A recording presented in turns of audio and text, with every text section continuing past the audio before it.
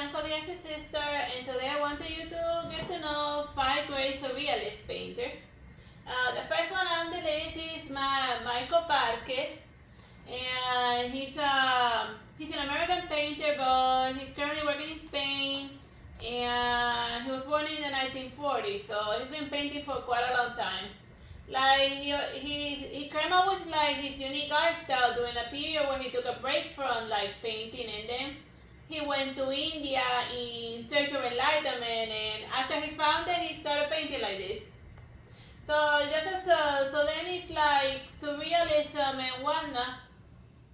So then like his surrealism, each of his paintings and each of his paintings comes about after he does long periods of meditation. So these types of artworks are inspired on meditation and whatnot, and they have a lot of like tantric symbols and enlightenment and whatnot. So yeah, so now you can see the types of influence that go behind it. So let's look at the first one of it. It's called music, water music. So then it's this guy playing, this clown guy playing the violin, but the music is coming from like the little frog over there, and then the swan is also providing more percussions because you see it has a tiny little bell. And then there's a screen, another swan that's holding up a little rose and whatnot. So yeah, it's like it has a lot of dreamlike quality, and he likes to throw clowns like gestures randomly in his painting. So you're gonna Yeah, see. can he transparent? Yeah, I don't know. How do you do that? Yeah, it's like a weird artistic choice. Like, why make that hand transparent? Like, yeah, because yeah, you can because it's not like an error. Because this hand is drawn normally, so he just chose to make that hand transparent look. And I guess he wanted to make it seem like it was like it's like moving very quickly or something in order to convey motion. Also, that hand looks weird. Yeah, I know. Like this one is called Andalusian Dream, and of course he can paint about dreams that he had in Andalusia, because even though he's not a native from Spain, he's been living there for so long that he might as well be Spanish. So then it's very interesting, like the clothing but without the person inside of it. And then he's holding up like a card over here, that has the number 9. And a faceless clown. It's like, that's the thing with surrealism. It's like, you tell me what this is supposed to mean. It's like, dreamlike quality and whatnot. Because that's the thing with surrealists. The one you paint is to be open, to speak to your subconsciousness, and for each person looking at it to draw like their own conclusions and whatnot. So this one is like telling you to be quiet, and then there's like a sheep. So since it's an Andalusian dream, I guess it's telling you to like be silent so that you can continue dreaming. Or maybe it's a shepherd that's like half waking, half asleep, and then that's what he's seeing in the dream world, Weird stuff. And then this one is the Death of Paganini. Paganini I think he was a violin maker, or was he a violinist? I think it was I think it was violin maker, yeah. Yeah, or a violinist. I don't know, whatever. It's something in violins. He's related to violins, as shown by the violin covered in a cloth. So maybe he's a violin. And then overseeing his death is like a weird little, it's like a clown jester type of person. I thought it was a Valkyrie. Yeah, well, it has like weird horn. It could also be like a Valkyrie type of person. Just a very unique way of drawing people and whatnot. He likes triangular left-sided compositions a lot. Yeah, Like this is the third time that we see that composition. Yeah, that all of the stuff are over here, and then a lot of empty space on the other side. And because the entire painting is so designed to draw your eye towards the violin over there, so everything is pointing towards it. With a lot of stuff this way and very little stuff this way, that way the angle of focus is over there. And this one is Swan Spirit. Like I added that one because I thought it was like nice, childlike, and whimsical. So then she's like walking on stilts, watching like this period was one. It's just a very like it just awakens the imagination. And yeah, like a hell of a lot of his other paintings. He has a hell of a lot of other paintings that obviously for YouTube reasons I couldn't show you, but like you should check them out. It's a nigga chicks, ballet chicks, very hot looking. So if you're into that hot like art and stuff, whatever. But yeah, but I wanted to show you the like artwork where people actually wearing outfits because of YouTube. And then this one is 100% more surrealistic because you see that the water is bending and even breaking on the side, and then she's trying to capture a bell, if that makes any sense to her. And then there's a cat here with a bell, and then there are more bells coming out from beneath the water. But the fishes, they are not within the water; they're swimming underneath it. You see the fishes here? But yeah, it's just surrealists warping reality in their paintings in order to like mess with people's minds and whatnot. And she has a seashell on her hair and whatnot. But yeah, just a fun painter that's still alive and producing. So yeah, you should go check out his artwork and whatnot. The next painter on the list is René Magritte. He's I forget where he was from. Sounds French. Yeah. He said I read all the information and then I immediately forgot it. Whatever. Well, but I do remember what was the joke of his artwork. He likes to paint ordinary objects in unique ways in order to make you think a lot. And when asked about interviews, a lot of his artwork, he'd be like, "Oh, just put these two things together." Because he gave me much to think of. So that's why over here in his self-portrait, he's painting a bird while looking at an egg. So he's painting the possibility, what the future. That's why it's called a clairvoyant self-portrait, because he's seeing the bird that the egg is going to become. Well, that egg is too big, so he's just probably gonna. So instead of that, he should have probably drawn breakfast. That was probably an egg that he was gonna eat later as breakfast. Because a bird this big doesn't that small doesn't produce an egg that big. That's a chicken egg, and that looks like a raven, and the raven eggs are actually smaller. So I don't know what his clairvoyance is into. Whatever, semantics. And then over here, like Swaying man, hallelujah. Gonconda. One could almost say that this is a rapture happening. And then I think, oh, just many trash goes floating out outwards, or maybe the aliens coming to take them away, who knows, or maybe they're returning to their planet.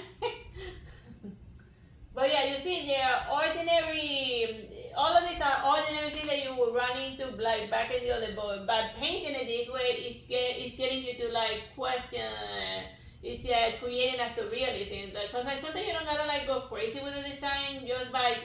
If you want to try your hands at surrealism, sometimes you just have to put ordinary objects in ordinary situations in order to create a proper surrealist painting. So that's a different approach. And then over here, tiny people, and then a giant woman looking down at them, but then they're looking at the beach while she's looking at the tiny people that are hiding underneath the floorboard of her house. Maybe these are the borrowers. Yeah, maybe they're the borrower. But as you can see, they're also like trench coat people. She likes to draw trench coat people in like unusual situations. And she's like, what the hell is that over there? Tiny people. And then there's a huge rock. But not big enough to cover that. Why is that rock even there? Yeah, see, that's why he put it in there, because he wanted you to ask that question. And it's called the portrait of Stephanie. Steffi. So yeah, so this is a weird. So it's a portrait that he made of someone, but he did it in a weird surrealist fashion. Because that's the craziest, because he has like the perfect likeness of the woman upside down, looking at tiny people. So that's a very interesting way of doing a portrait of someone. Yeah, it gets you to ask questions. Like, what was the artist thinking? Yeah. Over here, this painting is called False Mirror, cause and then it's like falsely, and then it's reflecting like the clouds and whatnot. Cause Rene Magritte, he was like skeptical of what we perceive and what we perceive, that sometimes as we see the world is not how it truly is. So that's why the eye is a false mirror that reflects the world and whatnot. But each eye just represents a perspective. It doesn't really represent the truth, because each person sees the world in a different way and whatnot. And that's why the eye of the beholder of each person is a false mirror. So yeah, see, but outside context it's just a CD eyeball. But just by adding clouds on it, it made it more extra special. And he's famous for "This is not a pipe." But did you know that this is not an apple either? From the makers of "This is not a pipe, this is not an apple." Yeah, this is not an apple, and the reason, because obviously it's not an apple because it's a painting of an apple. And as artists, we can only ever draw approximation of real world objects, but we can't like use paint in order to like magically create an apple. We can only ever hope to like just create the illusion of objects, not the actual objects themselves, because art in itself is just like it's an illusion, it's a false mirror of the world that the artist is just trying to create approximations of things in order to try to tell something to the viewer, something about themselves or by the way that they see the world.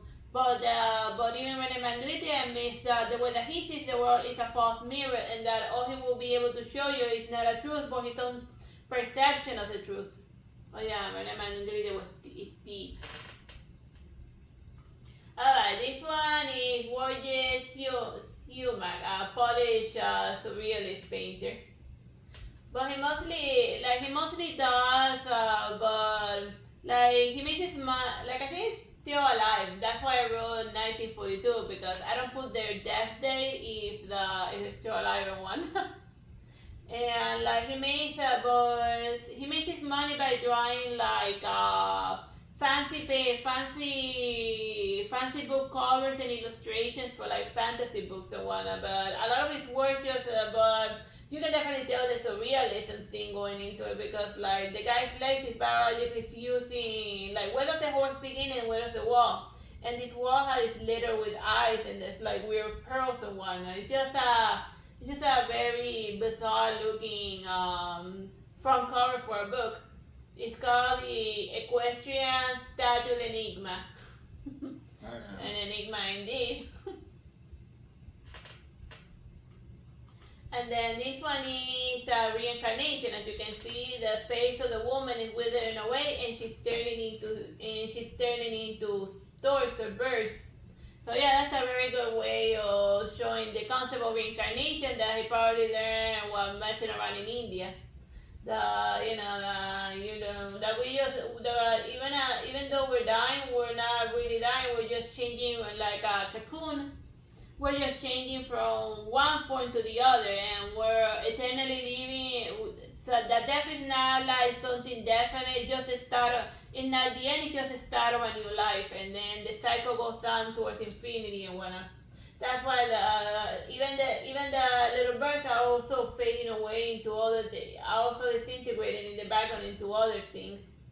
And then there's the ocean, a bottomless pit, and its bottomless curse. That's from Bloodborne. This one is called Secret Revolt, and it has a nice cloth in order to block out all of the stuff that you do hate. Which is good, so that's what I was able to post it. So then it has like an eagle over there while she's just freaking losing it. But yeah, it's just a simple painting, but fun to look at and whatnot.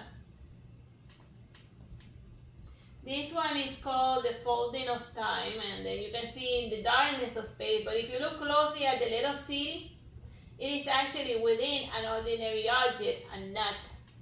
Like, those nuts, the peanuts, yeah. So then when he cracked it open, what was revealed inside of it was a tiny little world and whatnot. Like a little city.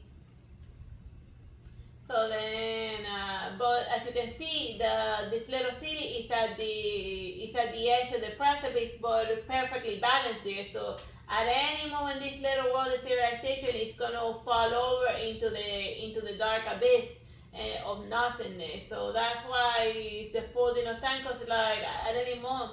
And you could see it as like a metaphor of our situation in the world because we're just we're just hanging in there, and any little thing will just topple us over into nothingness.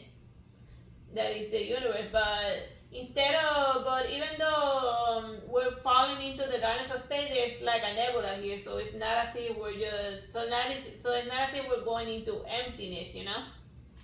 We're just going into another part of the universe and whatnot. And then this one is early morning. But over here, here's a woman's face being formed by the trees, but also by the clouds and whatnot.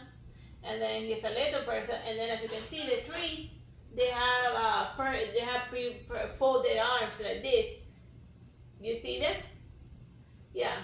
So then, it's just an interesting. As with most surrealist painting, like the meaning of it is subjective and whatnot. It could also even be just a fancy portrait that he did using his surrealist style, just like that painting that we saw René Magritte's friend that he drew a portrait of her upside down looking at tiny little people. This could be another way of doing a fancy self-portrait. When I say a portrait, like a portrait of another woman, just rendering her likeness surrounded by weirdness. But even everything is meant to show, like even all of the composition is designed to draw you to her. And even the trees in the garden, it's like they all looking down. You can even see a person's face, so that way everything, and not only the eye, and even the direction this person is going, so that you focus on the face there. And now here's another Polish surrealist painter, but this guy died in 2005.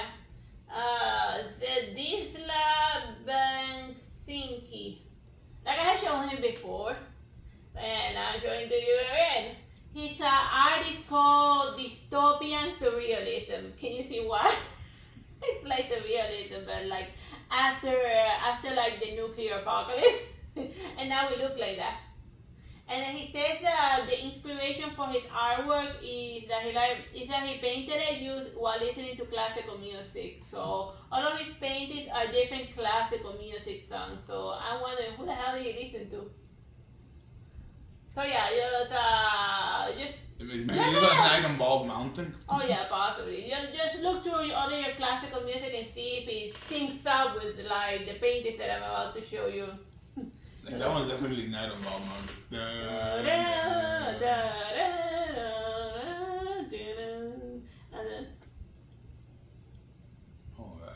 In hot signal benches. That's like it's like a very skinny woman like keeping an eye on her baby, and then there's the flock of birds attacking the face of her creepy Jesus tattoo or whatever that is. Oh, and I can see a little crawly thing. He likes those little creepy crawly things there. Yeah, and this thing that looks like it belongs from Bloodborne. But yeah. Just I wouldn't even begin to tell you what's the meaning of this. And this painting was called Untitled, so even he was like, I don't know, I was just listening to classical music when I painted it. He said, what song? I said, nah. Oh, that was also kind of high. Nah, dystopian. No, high implies psychedelic and beautiful colors. I don't know what the hell he took to see all of it. Whatever. Not every artist did like substance, but most of the impressionists were indeed drunk. I don't know that for a fact that, this guy spent all of his time in the bar, this one drank so much while he smoked Cuban cigars, yeah. All the impressionists were drunk. I know because they used to hang out at the bar and the brothel, so yeah.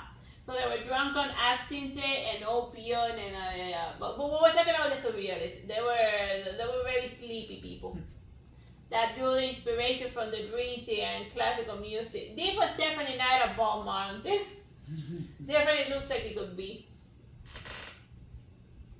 And then this was a more colorful one. You see like the brightness of the oceans and all of creation being spilled in like treasures and whatnot. And like the Milky Way on the top. And that was a nicer, like they say that his paintings are subdivided into the one, the very colorful looking period, and then like the very dark post-apocalyptic look. The manic ones and the depressive ones. Yeah. And then here's another one. With the obelisk of 2005 Space Odyssey coming up over the horizon with like the moon up there. And then just a regular landscape on the bottom. Well, as regular as these guys' artwork possibly get. And now we're doing like the last surrealist painter that I wanted to show you is Salvador Dali. Like he's like the one that's synonymous with like whenever you say surrealism, the first person that you think of is naturally Salvador Dali. Is that his wife over there? No, I don't think that. Well, it could be her. Yeah, it definitely does look like. Because she also did surrealism, but she's not as well known as him. No, it's not. He just painted the chick, the wife. That's not her. And not a word that she made. You know? I'm just asking if that's the wife drawn over there. Yeah. Like, he not only did paintings, he also did like weird movies, sculptures. He did all of the above and photographs. But I wanted to just show you like the paintings and whatnot. Like he didn't create surrealism. He just joined their club while he was in college.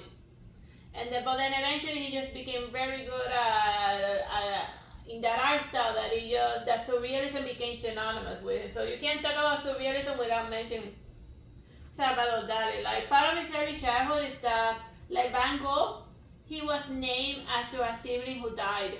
Like the first Salvador Dali, he died when he was like a couple of months old, and then when he was born, they gave him his dead brother's name. So that's creepy. So that like really messed him up and whatnot. And it also messed up Van Gogh. Don't do that if you're like a crazy parent. Don't give the live child the name of your dead kid. So then what Van Gogh, also a tip. So then what Salvador Dali used to say that the sibling that died was just him, that he had been born, that was his past self that wasn't ready for the world that was hard. And that this is it, and that the person he is now is like the better, more improved version. So then this one is, so then all of his artwork is just like dreams and his worries about the world and like also his religious, and his desires and also what he believes in, cause like, not beliefs, just religious stuff, just one, but in a surrealist fashion. So then this painting has this long title, Suburbs of a Panoramic Critical Town Afternoon on the Oscars of European History. Yeah, remember all of that for like your AP history exam. Yeah, that could be an interesting topic for another blog. Wives of famous painters who painted better than they did. And then you can have the wives of Salvador Dali, you can have Frida Kahlo, and like. Salvador Dali's wife didn't paint well. I like her stuff. I don't know, bro. Well, you're going on a tangent. Whatever. Moving along. Did she paint? I don't know. Yeah. She has that's the thing. She was so shadowed by her husband. Oh yeah, like Hemingway and Gellhorn. Yeah, it's a similar situation to Hemingway and what's his name? God, I have it at the top of my. Remember that Bugaro's wife that also painted well, but nobody knows her art because she was married to a more famous painter. Even though she painted just as well as him. It's not Judith Leyster, is it? No. She has her husband's last name. Miss Bugaro. Let's move on. Alright, next painting. Alright, this one is swans reflecting elephants. So then you got the swans here and then the elephants reflected in the water. Just and over here, but a person, but with a back turned to all of the weirdness. So it's just interesting. I don't see the person. Oh, I see it now. Yeah, it's like one of those negative space kind of thing. No, I do see him here. It just it says it's painted with like brown color. So you're looking at the shadow. Here's the dude. Here's the head. Here's the shoulder. But it's just interesting. Like he has his back turned and he's looking at just a blank shadow. So it's interesting that the world is warping around him and stuff is happening. Yet he has his back turned to like the beauty and the mystery of nature. So I guess you could interpret this as a person that's so into his mind and his nonsense that he's not paying attention to like the wonder and the magic of the world because of his solitude. See, just a lone boat in the ocean, and that's his entire reality. But just because you're like so caught up in your own problems doesn't mean that the world is not happening just right behind you. And then this one is the sun table. Like whenever you see like a young little kid and whatnot, it's a small little kid and whatnot, but like in a dark silhouette, it's just Salvador Dali painting his dead brother. Oh, that's creepy. Yeah. So then here's the sunset, and you see like three stuff and one figure over there, you know. It's just, but even this painting is just meant to show like a lot of desolation because all of the objects are isolated from each other. Like this kid's looking at something in the sky, this guy's doing his things with a camera, but it invites the viewer to join them. For some iced tea and watch the desolation together. Yeah, because there's an empty spot. It's interesting that the one empty spot in the table is the one that faces the viewer, so it's welcoming you to come and join them. And of course, the persistent of memory, that was his debut painting for the surrealist. He'd be like, oh, I'm part of one of your guys, so here's what I painted. And like over here, this is like a melted person. You see like the eyelashes, the nose. That was when he started warping like people's faces. And over here, it's not very noticeable, but this clock is covered in ants. And then over here, there's a fly there. So it's like, that's something that if you look at his painting from up close, you're gonna find a lot of random bugs here and there. Like, not literal paintings of bugs. Not that it's a buggy painting, you know. But you have to like look real close. So, which is something that happens to people who are psychotic, that they see little bugs and animals and creepy crawlers. Yeah. And like crawling over them, and like when they're having like an episode or something. And this is the last one I wanted to show you, Salvador Dali, ballerina in a death's head. And he painted some of those paintings showing like hot chicks and whatnot, but resembling skulls and whatnot, because like he was warning the soldiers about like venereal diseases and whatnot. That is why you're saying, yeah, that ballerina may look hot, but like you see that her lower half, that's gonna be the death for you, dude. Go back to your wife. You degenerate. But is this technically a Venita as well? Yeah, I could technically be a Benita. Oh yeah, 1932, but that's what the values back then. Because that's like strong Christian values, right? Yeah. Well, he has strong Christian something, but he was a very complicated, he was a complicated man. That whose art evolved throughout his life. But yeah, that's the last one that I wanted to show you, and the reason why I wanted to show you is because she's close. It was very hard to find Dali paintings where there wasn't like a weird butt being stretched into infinity or something. Whatever, it's just weird. Stretched into infinity and then a stick to hold it. Yeah. His nudie paintings are hilariously weird. You look them out, because obviously I can't put them on the YouTube. Well, whatever. I hope you have fun watching these surrealist paintings and making you aware that these surrealist paintings exist. Bye bye and God bless.